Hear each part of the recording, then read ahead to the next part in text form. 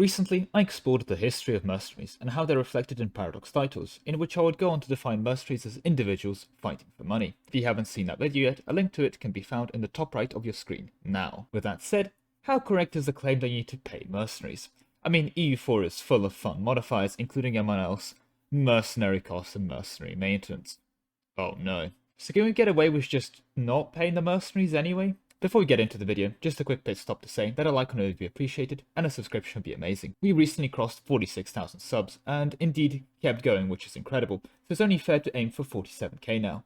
Let's go get there. Anyway, enough self-shitting, let's get into the video proper. So firstly, we have to address that there are two modifiers at play here, Mercenary Cost and Mercenary Maintenance. They don't interact with each other, unlike Regiment Cost, which for the record does interact with Mercenary Maintenance and Mercenary Cost. But anyway, beyond that, there is also a cap at minus 90% for both modifiers, which is a shame. This does mean that the unfortunate answer to the question is no, you can't, but you can get away with paying them pennies at minus 90%. Anyway, let's go do Mercenary Cost real quick, which does not affect maintenance, just the hiring cost of your mercenary stack, and this one is actually painfully easy. For example, play as a Republic. This step is technically optional. Go ahead and select Mercenary Ideas, which contain minus 25% mercenary cost, Court Ideas, followed by, honestly, just one thing in Plutocratic, the opening minus 20% mercenary cost. Court, of course, was selected for the innovative payment technique diplomatic policy, not military one, which gives minus 33% mercenary cost. Now, the more observant among you at this point would have noticed that we're actually at minus 78% mercenary cost, which means we're missing 12% right at the end. But if you just keep your professionalism at 0, which you can see here, that reduces your mercenary cost by a further 15%,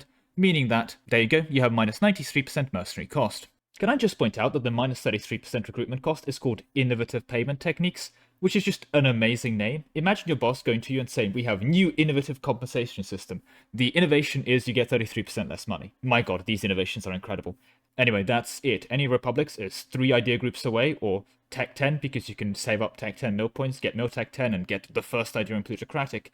And then at that point, you've done it. You can pay 93% or minus 90% on all mercenaries. Indeed, the minus 3% hedge actually means that you can have up to 3% inflation and still have the literal cap of mercenary cost. As you can see here, for example, I've taken 1.1% inflation and my mercenary cost is down to minus 91.9%. So you have 3% of a hedge against inflation to maintain free mercenary hirings. This is of course absolutely insane from a game balance point of view, but it's not that interesting. So now we have to move over to mercenary maintenance. See, with Mercenary Maintenance, not only is the base amount 10%, so you have to stack to minus 100%, you also gain plus 8% maintenance cost per military technology, meaning stacking beyond 100% is very desirable. To achieve this, we have to play this really obscure tribe in Australia.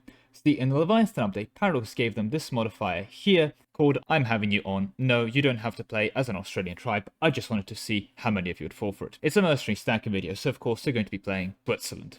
The Switzerland has access to double fake out. Again, no, Switzerland is actually optional. You can do them as the final thing, but it's not the best possible route. You don't have to start as Switzerland. I hope I got you on the second time, at least. No, stacking mercenary maintenance cost unironically gives you a very interesting way of obtaining the Gothic Invasion achievement, because I promise you, I'm not having you on. You have to start as Theodoro. Why? Well, Theodoro has this mission here called A Merchant's Family Home, which enacts the Gothic Monarchy Tier 1 government reform, which allows you to recruit foreign generals as a diplomatic action, but more importantly, as a reform modifier, as you can see there, gives you minus 15% mercenary maintenance as well as some mercenary manpower. Now, after you've played Theodoro and gotten this mission and gotten your tier 1 reform, go ahead and form Hungary. Austria-Hungary also works, but Hungary is not an end tag and saves you those issues, so go ahead and form Hungary. And the reason we're in Hungary is to pick up the institutionalized Black Army reform, which is going to be an event chain when you get the Black Army and do things with that. At Tier 2, it is a Tier 2 reform, you're going to get minus 15% mercenary maintenance.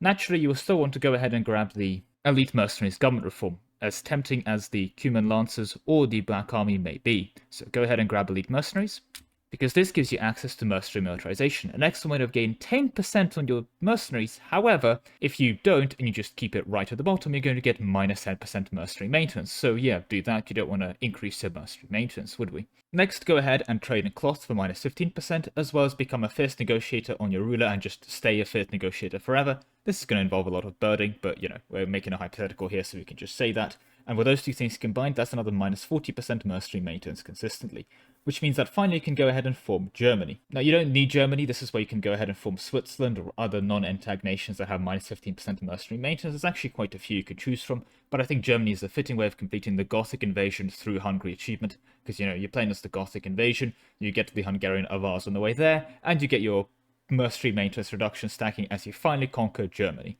which makes for a fitting campaign, I believe. But it does let you pick up the minus 30% mercenary maintenance, which is the best available modifier from ideas. And naturally, of course, you would need to go ahead and have mercenary ideas to grab elite mercenaries, which contains minus 25% mercenary maintenance, but you can also go ahead and grab administrative ideas, as this will give you access to the Mercenary Registration Act, again an admin policy, not a military one, which decreases your mercenary maintenance by a further 20%, giving us a really impressive total mercenary cost reduction with everything combined.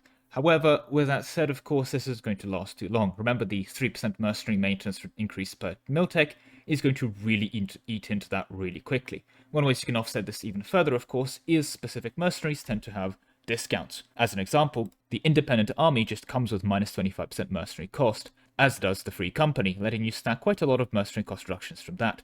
There is actually one mercenary company that comes with a 90% cost reduction. However, that company does require a unique tier 5 reform, so that's a bit of a hint for you, which does knock off 10% away from our mercenary militarization, as you have to flip into that reform, and involves quite a lot of conquesting. But I'm not going to tell you now, go ahead and find out yourself, or read in the comments, I'm sure someone would have pointed it out. You can also very technically just stay on Miltech 3 and bypass the whole having mercenary maintenance. Unfortunately, if you stay on Miltech 3 and you're fighting people that have Miltech 18, as that is kind of the tech you need to form Germany by that point for this modifier stacking, well, you're going to run into issues.